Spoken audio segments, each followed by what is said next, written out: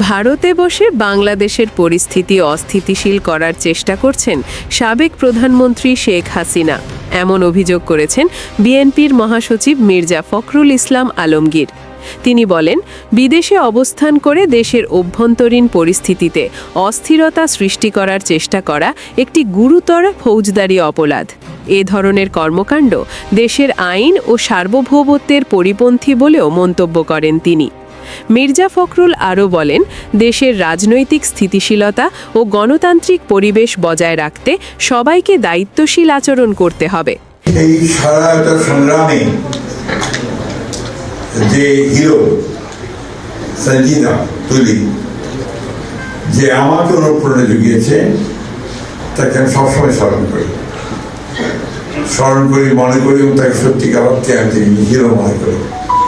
ওই সময়টা আমি জানি এককভাবে কিভাবে লড়াইটা লড়েছে, কিভাবে এককভাবে জেনেভা চলে গেছে, হিউম্যান রাইটস কমিশনের কথা বলেছে। এই মেয়েটা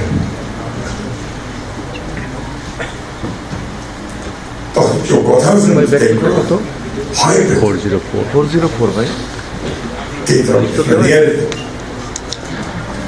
যাই হোক, আমি ভারাক্রান্ত করতে চাই না। একটা ছবি নির্মাণ করার উদ্যোগ নেওয়া হয়েছে, অত্যন্ত আনন্দের কথা, ভালো কথা। যেটা চাইবো যেন সঠিক জিনিসটা আসে, যেটা চাইবো যেন সত্যিকার অর্থে এটা আমাদের সমগ্র জাতিকে, আমাদের সেই ইতিহাসটা, যেটার জন্য আজকে আমরা মুক্ত হয়েছি, কথা বলতে পারছি, গণতান্ত্রিক একটা পরিস্থিতি পেয়েছি, সেটা যেন সেখানে প্রতিফলিত হয়। আমাদের দুর্ভাগ্য যে আমাদের অনেকগুলো জাতীয় সংগ্রাম হয়েছে, লড়াই হয়েছে, যুদ্ধ হয়েছে। আমার কাছে মনে হয়েছে যে বায়ান্নর ভাষা আন্দোলন ছাড়া আর কখনো খুব বেশি উচ্চমানের সাহিত্য বা কবিতা খুব একটা আসেনি। আমার কাছে মনে হয়েছে, আমি জানি না শহীদ ভাই কি মনে করবে, আসেনি।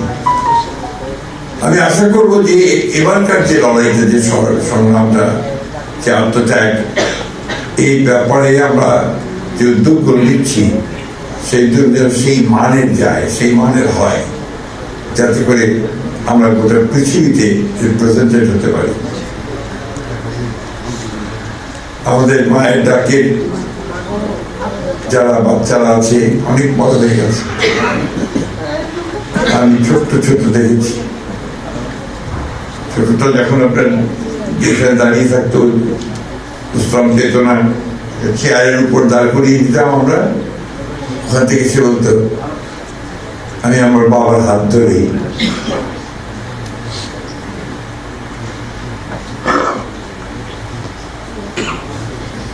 স্কুলে যেতাম।